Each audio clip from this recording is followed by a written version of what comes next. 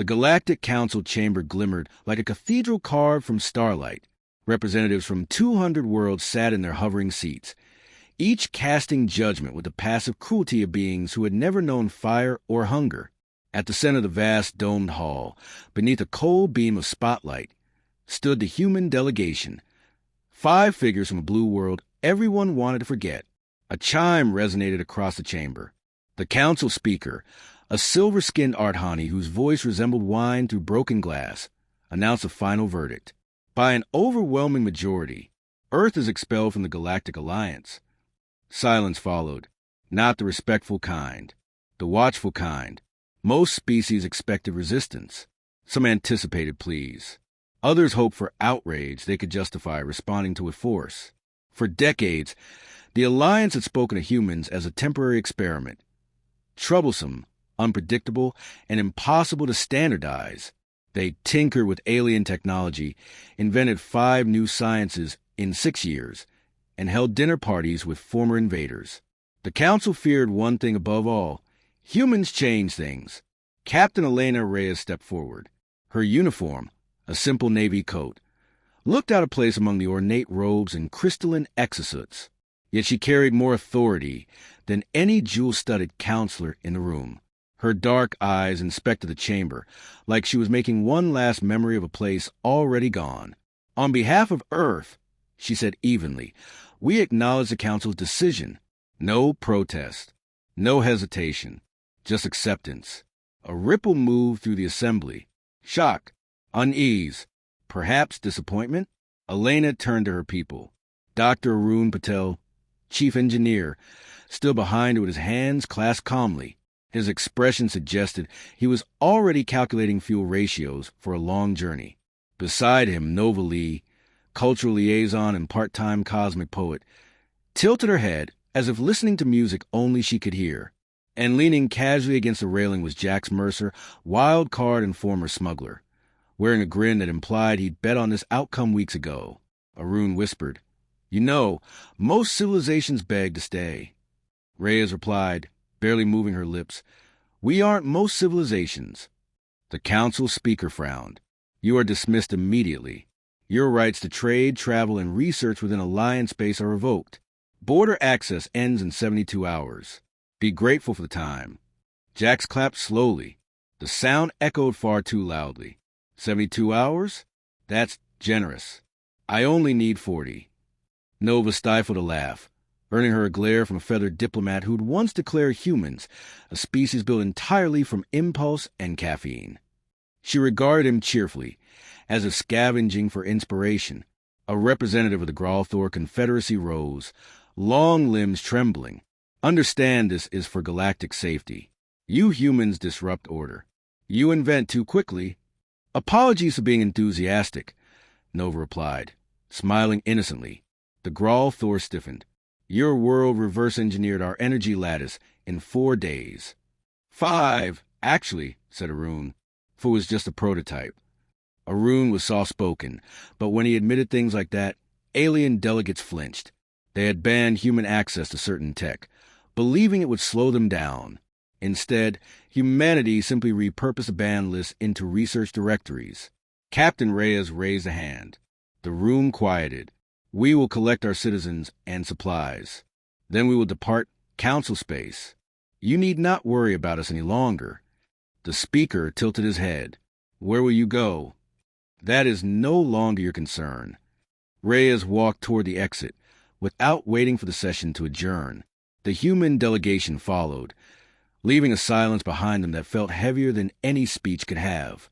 Conversations began in panicked whispers. "They're taking it too well. Do they have allies? Are they planning revenge? Should we escort them out forcefully?" Outside the chamber, the corridor stretched like the spine of some colossal creature. Humans milled around the transport pads, all wearing expressions that hovered between disbelief and liberation. Some expected tragedy. Others sensed possibility. All understood something had just changed forever. Arun walked beside Reyes.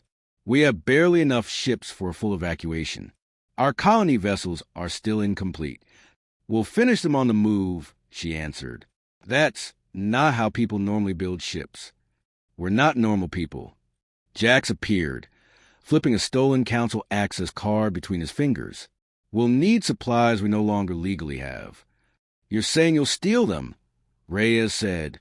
I was going to say repurpose inventory, but yes.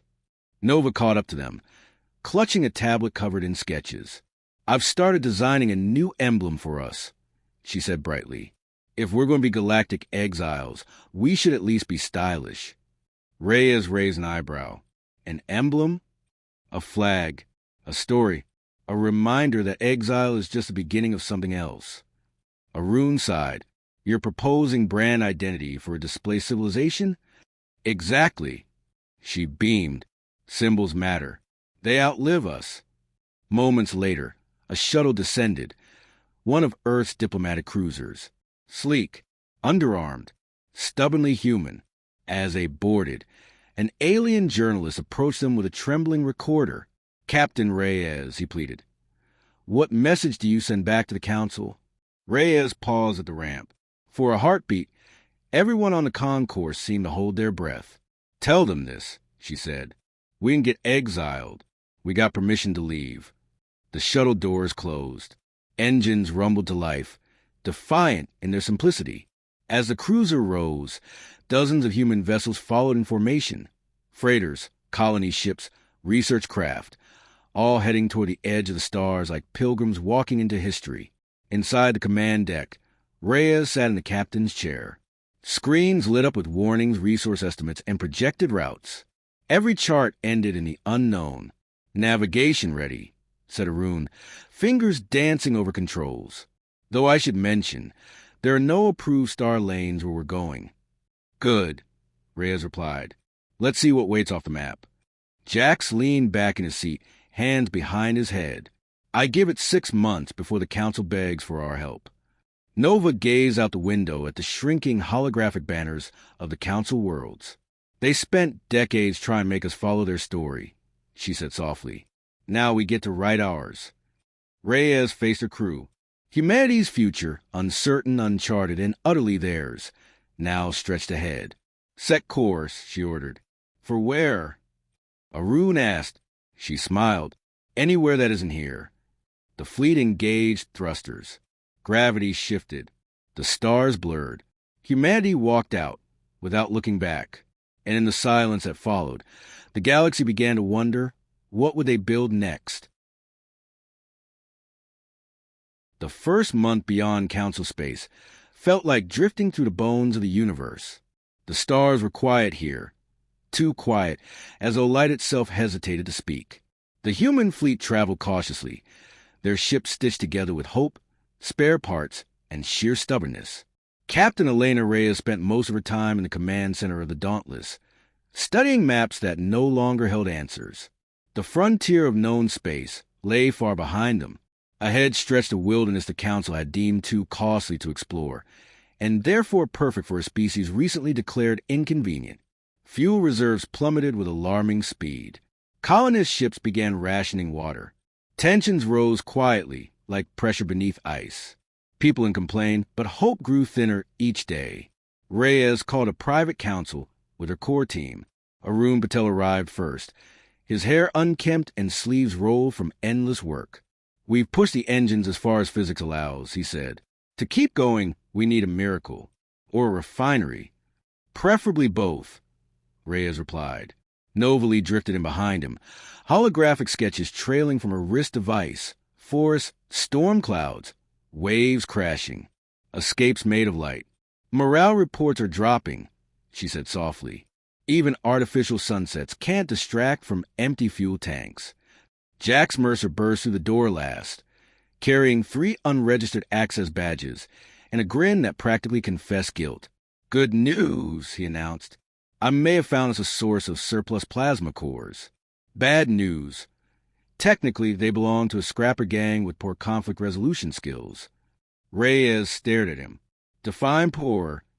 They resolve conflicts by turning them into explosions. Jax, she said calmly, we are not starting a gang war in uncharted space. No war, he promised. Just creative negotiations. They didn't have time for anything else. Within hours, Jax was aboard a shuttle heading toward the scrapper convoy. Two massive industrial vessels circling an asteroid field like vultures. He docked his ship with swagger, stepping out as though he owned the place. The scrappers were reptilian and clearly unimpressed. Jax raised a crate of human whiskey. "I come in peace and with very strong beverages." They hesitated. Let him speak. Within 20 minutes, he was gambling with their captain over cards, drinks, and friendly wagers. Within 1 hour, he had lost 3 games, won 2, and somehow negotiated the lease of 5 plasma cores in exchange for engineering support they didn't actually have. He returned to the Dauntless with the cores, and a promise that Arun would help fix the scrapper's failing reactor system. Arun stared at him in disbelief. "You did what?" "Look, I had a winning streak going, then a losing one, then a survival one. You signed me up to fix a reactor with no safety protocols?" "Yes, but the whiskey was a hit." Despite his frustration, Arun delivered. He built a makeshift repair kit from leftover materials and guided remote instructions to the scrapper's engineers through the comms. When their reactor stabilized, the scrapper captain sent a brief message. "You humans are dangerously useful. Fuel crisis, postponed, but food shortages still loomed. Colonies on the fleet's agricultural ships struggled to produce enough protein for a growing population. Hydroponic bays strained, and power restrictions worsened. That was when Nova made her move. She converted an empty cargo bay into a multi-sensory projection chamber. Inside waited fields of wheat, orchards of apple trees, and golden sunlight. None of it edible, but all of it needed. She invited families, children, exhausted engineers. Some cried when they entered. Others simply closed their eyes, letting simulated wind brush their faces. "I can't feed them," Nova told Reyes, "but I can remind them what we're working for." Reyes replied quietly, "That may be just as important." Meanwhile, Arun began experimenting with asteroid matter for nutrient synthesis. Others had tried before. Most gave up, but Arun refused the feat.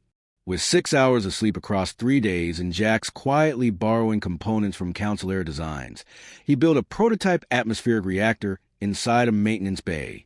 It didn't work at first, or second, or third, but on the 5th attempt, the ship trembled, and a single droplet of synthetic protein formed. It wasn't much, but it was proof. "Scale it," Reyes ordered. "Yes," Arun said, "but carefully. There are curious fluctuations." Define curious. "The math doesn't like being watched. Observing it changes the results." Reyes blinked. "Are you telling me the reactor reacts to observation?" "Technically," he said, rubbing his eyes. "Yes, which means it's either quantum sensitive or just shy." They built a chamber around it, lit only by indirect sensors. When left alone, the reactor produced small but consistent nutrient output. When engineers entered, it stalled. Nova designed a symbol for it, a circle within a half-shaded square. "The harvest in shadow," she called it. Her artistry transformed guesswork into ritual. Every victory encouraged the fleet. Humanity began adapting not just to survival, but to innovation through constraint. Weeks passed. Energy stabilized. Food grew. Morale returned like sunlight cracking through clouds. Then came the drones. They were discovered by the scout ship Far Horizon, a swarm of metallic constructs floating dead in the void, like abandoned guardians from a forgotten age. Their armor bore inscriptions no one could decipher, but their structure hinted at deadly purpose. The fleet voted to avoid them. Reyes disagreed. "We study them," she said. "Anything built can be understood." They towed one drone aboard. The technicians kept their distance. Arun examined it under layered containment fields. "It's old," he murmured. "Older than the Council. And it's waiting for something." Jax tapped the casing with a pen. "Let's hope it isn't waiting to explode." Nova approached quietly.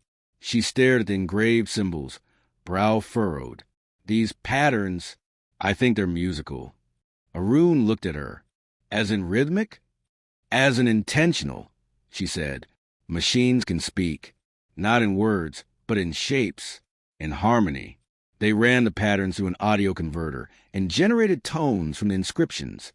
A strange melody emerged, Eerie but beautiful. The drone activated.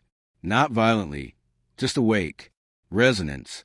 Arun said, "It responds to resonance." With careful calibration, they played controlled tones across the fleet's comm system. Other drones responded, powering on, attempting connection. A few drifted toward the fleet, like curious wolves. Tension suffocated every corridor. Marines stood ready. Shields rose. Nova stepped forward with a small handheld device. She adjusted the frequency and began broadcasting improvised harmonics. It sounded like jazz drifting through the void. One drone turned, repositioning itself beside the fleet. Then another, then a dozen. "They're not attacking," Arun whispered. "They're listening." Reyes gave a slow nod. "Then play louder." The drones formed escort patterns. Silent, obedient, almost protective. For the first time since exile, the fleet felt watched, yet not by enemies. Arun stared at the growing swarm. "They're following us. But where do they want to go?" Reyes stood at the viewport, watching their new guardians align into formation. "I don't know," she said, "but I think they've been waiting a long time for someone to ask." The stars ahead remained dark, but now humanity wasn't walking alone. Word the exiled humans spread faster than any council broadcast. Whispers traveled star lanes, slipped through encrypted channels, and reached planets where curiosity outran caution. Reports said the humans had bent forgotten drones to their will, stabilized their fleet, and begun charting territory no one had dared to explore. Some species called it ingenuity. Others called it a threat. The Galactic Council reconvened after just 3 months, far sooner than expected. The agenda was simple: evaluate the consequences of expelling Earth. Behind the formal phrasing lurked a colder truth. Had their attempt to exile humans instead forged something far more dangerous? Back aboard the Dauntless, Captain Elena Reyes read every intercepted message with growing clarity. "They aren't wondering if we'll fail," she said quietly. "They're worried we won't."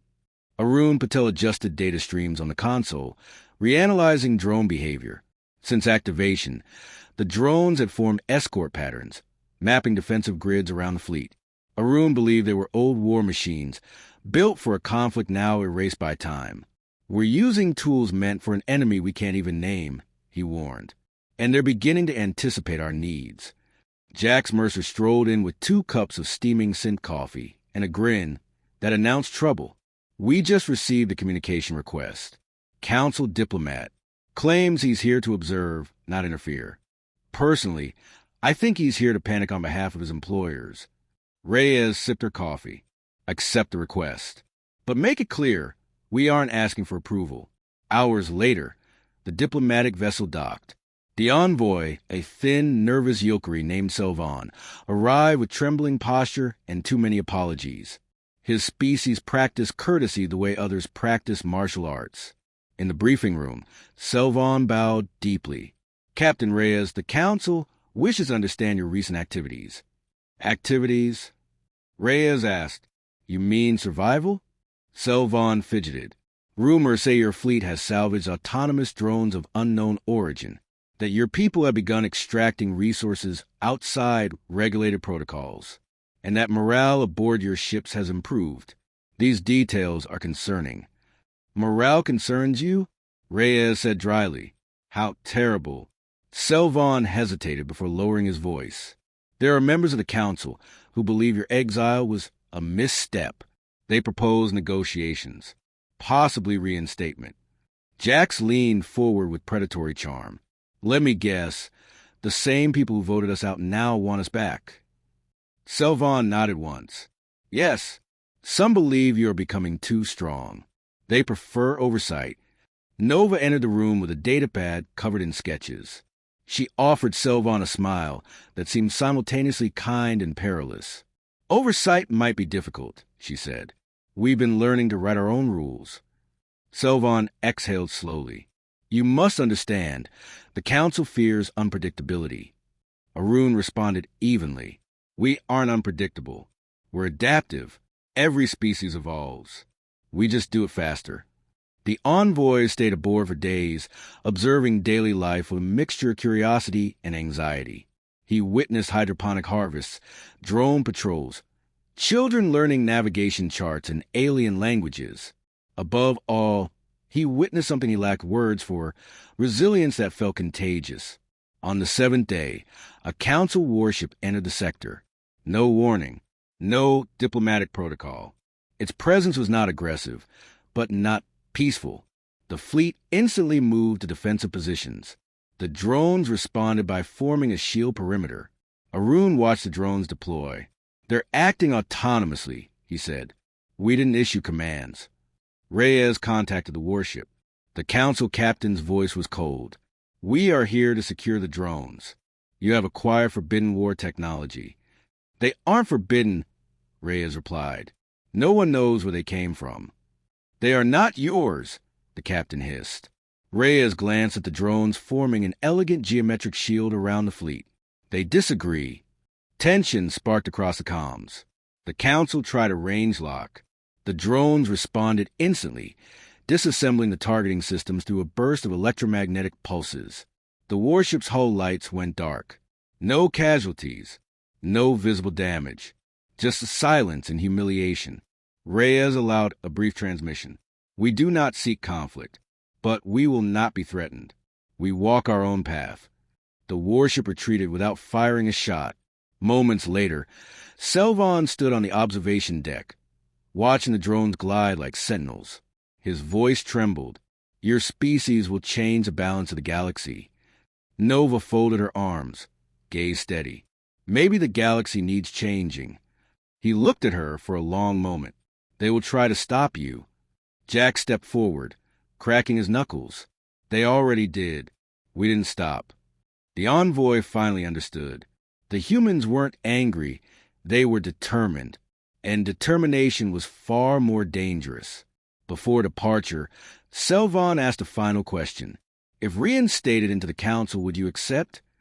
Reyes answered without hesitation. "No, membership isn't freedom. It's permission. We've outgrown that."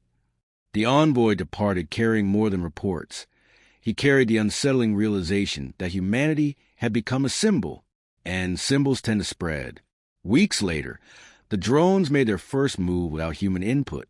They began aligning into navigational patterns, leading the fleet toward an expanse of dark matter nebulae. No known star maps acknowledged what lay within. Arun studied their direction and frowned. "They're guiding us. Somewhere deliberate. Maybe home," Jack said. "Or a trap. Or treasure. Or all three." Reyes remained still, watching the stars shift. "We follow but carefully. Curiosity builds civilizations, but caution kept them alive." Nova smiled at that. "Then let's be both." The fleet followed the drones into the nebula. Gases swirled like cosmic ink, blotting out starlight. Sensors strained. Engines dimmed. Every voice in the command center grew quiet, until Nova whispered, "Look." Through the mist, silhouettes emerged. Massive structures. Fragments of forgotten civilization. Suspended like scattered monuments in a graveyard of stars. Arun stared. "Those aren't formations. They're design structures." "What kind?" Reyes asked. "The ancient kind," he said. "The kind people build when they believe they'll live forever." The drones flew ahead and waited, almost reverently. Jax grinned. "Looks like we just got invited to a secret." The ship drifted forward. The nebula swallowed everything behind them. The pass awaited ahead, and humanity, as always, walked toward it. The nebula thickened like smoke from some ancient fire, muting every star until the human fleet drifted through quiet twilight. Only the drones led with clarity, gliding forward with patient certainty. Their formation aligned toward a dormant structure, a crescent-shaped colossus anchored to nothing, vast enough to cradle a moon. It resembled a forge, but not one built for heat. It felt built for intention. Captain Elena Reyes stood on the dauntless observation deck as the silhouette unfolded across the viewport. Her voice, soft yet unwavering, cut through the awe of the bridge crew. "This isn't a ruin. It's waiting." Arun Patel analyzed scans while fighting disbelief. Beneath centuries of dust lay a labyrinth of reactors, transit halls, and crystalline conduits he didn't understand but already admired. It's a construction engine, he murmured. Possibly for megastructures. Maybe even stars. The technology predates the Council by millennia. Can we activate it? Reyes asked. With caution, he replied. This place has rules we don't know yet, and I suspect it remembers them. Nova approached the console, eyes tracing alien patterns on the screen. The architecture wasn't random. It was rhythmic, almost melodic. It speaks through shape, she said. The same way the drones do. It's art encoded as instruction. Can you translate it? Reyes asked. Not perfectly, but maybe enough to greet it properly. Jax Mercer entered, feigning nonchalance but wearing curiosity like armor. Before we turn on ancient cosmic machinery, he said, we should consider whether its owners might still be alive and allergic to visitors. Reyes nodded. Your caution is noted, but everything here suggests abandonment. No biosigns, no broadcast systems, just echoes. Jax leaned back, folding his arms.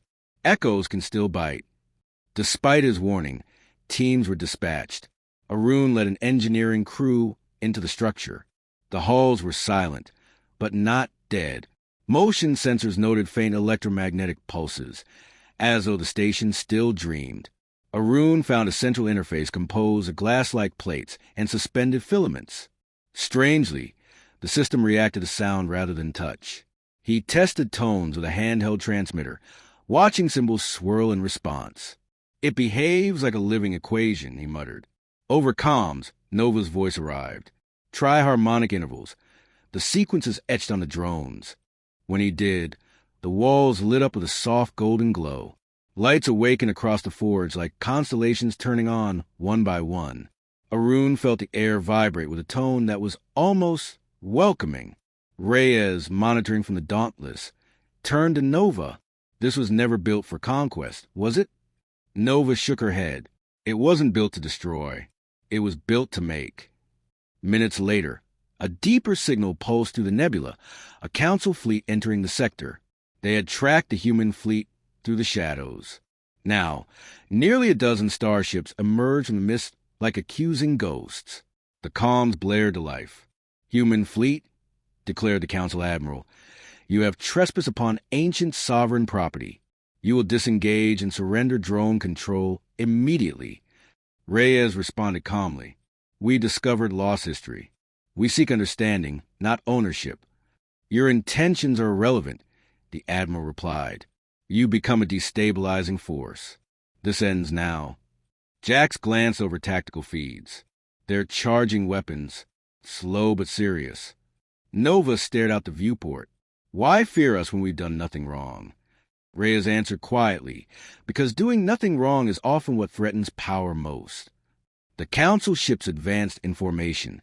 Drones reacted instinctively, arranging themselves into a radiant defensive shell. Arun's voice crackled through comms and within the forge. The station is powering up. It's reacting to the conflict outside, maybe recognizing threat patterns. Can you shut it down? Asked Reyes. I'm trying, but it's responding faster than expected. The council fired a warning volley, scattering particles against the drone's shield like hail. No drones were destroyed, but the shock confirmed intent. The admiral spoke again. If you won't surrender, we will purge this sector. Reyes breathed in slowly. Then we demonstrate who we are. She ordered open broadcast. Jax patched comms into all channels. Nova stepped forward and fixed her gaze on the stars. Her voice, steady and luminous, carried across the void. We were exiled because we changed too quickly, because we asked too many questions, because we sought possibility over permission. But we are not conquerors. We are builders. If any among you dream of more than fear, of more than obedience, there is a place for you with us. Arun, hearing her words within the forge, found resonance readings stabilizing. The station seemed to understand, as if recognizing its own creator's philosophy mirrored in her voice. He completed the activation sequence. The forge awakened fully. A great hum rippled through space, gentle but immense. Energy coursed across the station's pathways, arcing into the drones. They aligned into lattice formations, creating radiant corridors through the nebula. The Council fleet halted, overwhelmed. No shots fired. No orders given. Arun's voice arrived over comms. Captain, it's a Genesis engine. We can build habitat worlds, artificial stars, maybe even restore systems lost to time. Jax whistled low. So, we just found the keys to civilization. Rhea stared at the forge, then at the Council ships. No, she said. We found a doorway. The key is what we do with it. She opened one final broadcast. The Council exiled us hoping we'd vanish. Instead, we've arrived at the beginning. If any species seeks freedom to build, not under rule, but under responsibility, you are welcome, not as subjects, as partners. Across the comm net came silence. Then one Council ship dimmed its weapons. Another followed. Not loyalty, not surrender, just consideration. The fleet held position, uncertain but listening. The nebula glowed brighter as the forge thrummed with possibility. Nova watched the light spread like sunrise. We didn't walk away, she said softly. We built a path, and others are beginning to see it. Reyes placed a hand on the viewport. Then let them follow when they're ready. We have work to do. The drones extended their luminous corridors. For the first time, humanity had not just escaped fate. They had reshaped it. The void no longer felt empty.